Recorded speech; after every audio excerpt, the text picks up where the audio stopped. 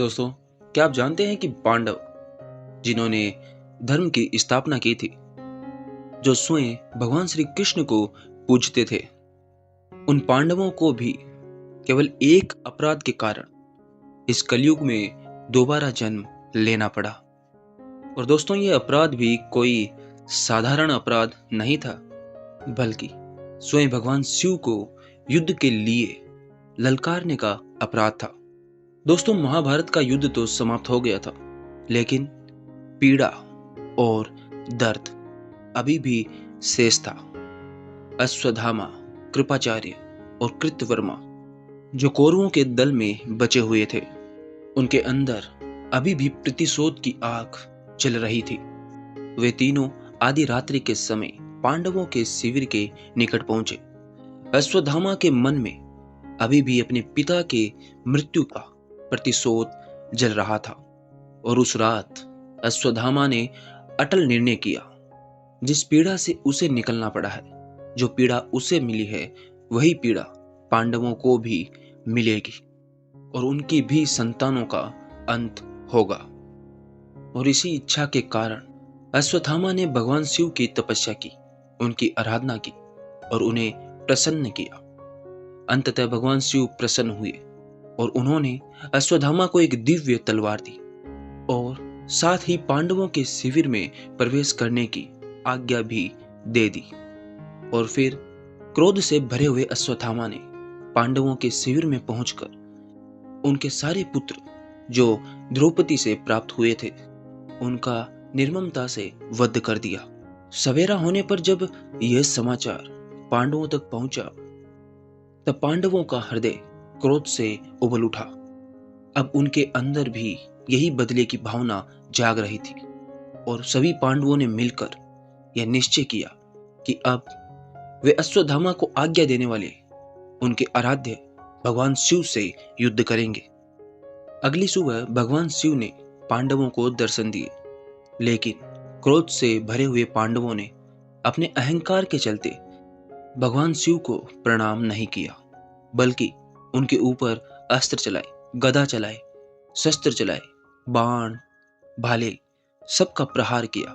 लेकिन वो सारे शस्त्र, वो सारे अस्त्र भगवान शिव में समा गए। भगवान शिव मुस्कुराए और उन्होंने कहा, हे पांडवों, तुम इस जन्म में श्री कृष्ण के उपासक हो, इसलिए इस जन्म में तुम्हें अपने आराध्य पर शस्त्र चलाने के लिए दंड नहीं दिया जाएगा। लेकिन तुम लोगों ने धर्म की सीमाएं लांघी है। तुम लोगों ने अपने ही आराध्य पर शस्त्र चलाए हैं। इसके लिए तुम्हें कलयुग में दोबारा जन्म लेना होगा और उसका फल तुम्हें भुगतना होगा। भगवान शिव के ये वचन सुनकर पांडवों का क्रोध अब शांत हो गया और उनका मन पश्चाताप की आग में जल उठा। ये सुनकर पांडव श्री कृष्ण के पास पहुंचे।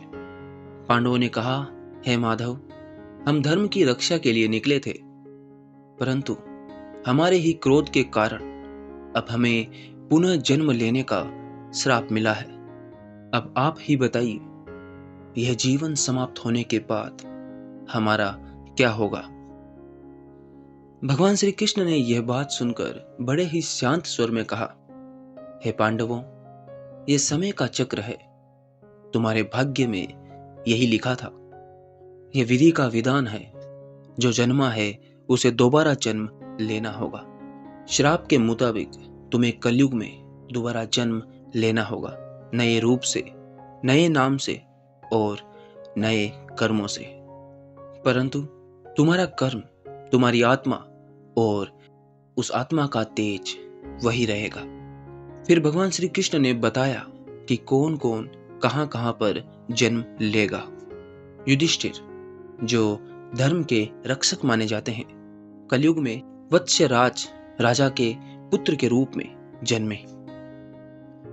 उनका नाम बलखानी पड़ा और बाद में वे श्रीशनगर के राजा बने। शांत, न्यायप्रिय और धर्मनिष्ठ। भीम का जन्म वीरण नाम के एक राजा के रूप में हुआ और बाद में वे बनारस राज्य के एक शक्तिशाली राजा बने। वीरण, भोजन, बल और प्रजा रक्षा में पारंगत थे। अर्जुन, जो भगवान श्री कृष्ण के प्रिय थे, जिन्हें भगवान श्री कृष्ण स्वयं प्रिय कहकर बुलाते थे, उनका जन्म ब्रह्मानंदन नाम के एक राजा के रूप में हुआ। वे एक शिव भक्त राजा बने और गीता के ज्ञाता और युद्ध कला में निपुण थे। नकुल नकुल कलयुग में लक्ष्मण नाम के राजा बने।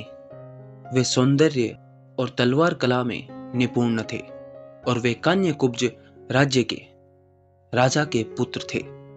सहदेव, सबसे ज्ञानी सहदेव ने कलयुग में देवी सिंह नामक राजा के रूप में जन्म लिया।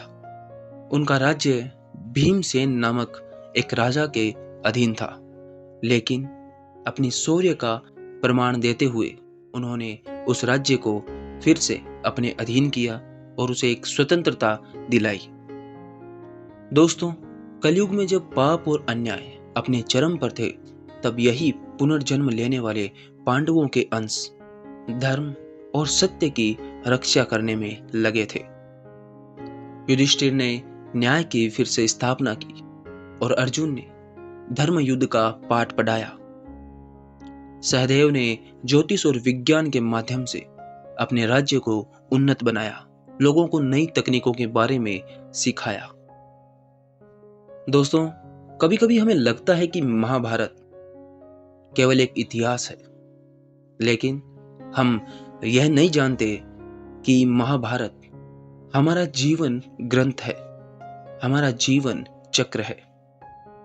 उसी के हिसाब से हमारा जीवन चलता है और हर युग में धर्म और अधर्म के बीच ये लड़ाई होती रहती है और हर युग में धर्म को बचाने के लिए कोई ना कोई अवतार, कोई ना कोई योद्धा जन्म लेता है। तो दोस्तों, महाभारत के इस एक अनोखे किस्से से हमें यह सीख मिलती है कि जीवन में जब भी दुख आए, तकलीफ आए या फिर हम तकलीफ में हो, तो कभी भी क्रोध ना करें। अपने आप पर संयम और धैर्य बनाए रखें और शांति से सोचें कि आपको उस स्थिति में किस तरह से कार्य करना चाहिए और अपने ईश्वर पर सदैव विश्वास बनाए रखें। बाकी अगर आपको यह वीडियो अच्छा लगा तो इसे लाइक करें और अगर आप हमारे चैनल पर नए हैं तो हमारे चैनल को सब्सक्राइब जरूर करें। हरे कृष्णा।